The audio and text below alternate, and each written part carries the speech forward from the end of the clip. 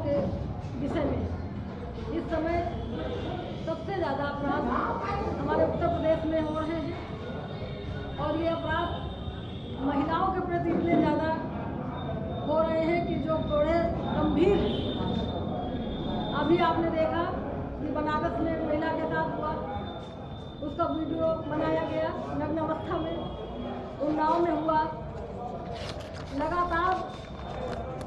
Wrestler हमारी बहनें दिल्ली में आपने देखा उनके प्रति कितना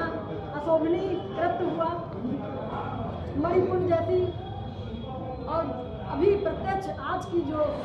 ताज़ा खबर हमारी बिल्किस बानो, उनको जो न्याय मिला, लेकिन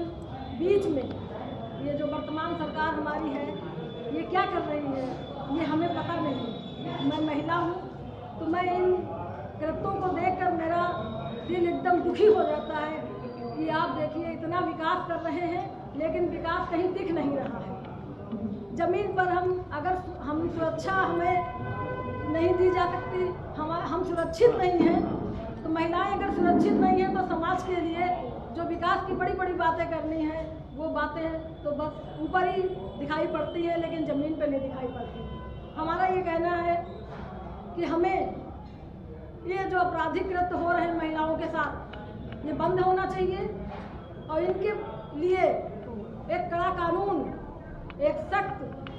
कार्रवाई होनी चाहिए और जो भी अपराधी हो वो बहुत देर तक ऐसा ना हो कि पकड़ा ना जाए, तुरंत पकड़ा जाए और उसके ऊपर पूरी कार्रवाई हो जिससे उनकी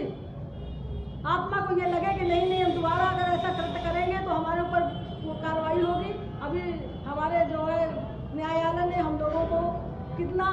हमारे साथ न्याय किया कि उन्होंने जो बिल्किस बानो का जो केस हुआ उसको तुरंत उन्होंने कहा कि जो छोड़े गए हैं उनको सरेंडर किया जाए और फिर से वो हाजिर हो। तो न्यायालय को हम बहुत बहुत धन्यवाद करेंगे और हम यही चाहते हैं कि महिलाओं के जो बढ़ते अपराधों को है ये जल्द से जल्द इनके ऊपर पूरी कार्रवाई हो और हम महिलाएं सुरक्षित हों, क्योंकि बेटी बचाओ बेटी पढ़ाओ का नारा तो दिया जाता है लेकिन जब हमारा सम्मान ही नहीं बच रहा है, हमारी सुरक्षा ही नहीं हो रही है तो ये नारा कहाँ लागू होता है। कम से कम ये वर्तमान सरकार जो गारंटी की बात कहती है वो महिलाओं की सुरक्षा की बात कहे और महिलाओं का सम्मान वापस करे, तभी हमारा समाज विकसित होगा, तभी हम लोगों के बीच जाकर जो हमें सेवा करनी है। अभी आपने देखा कि चुनाव हुए, इन 3 राज्यों में जो चुनाव हुए वर्तमान में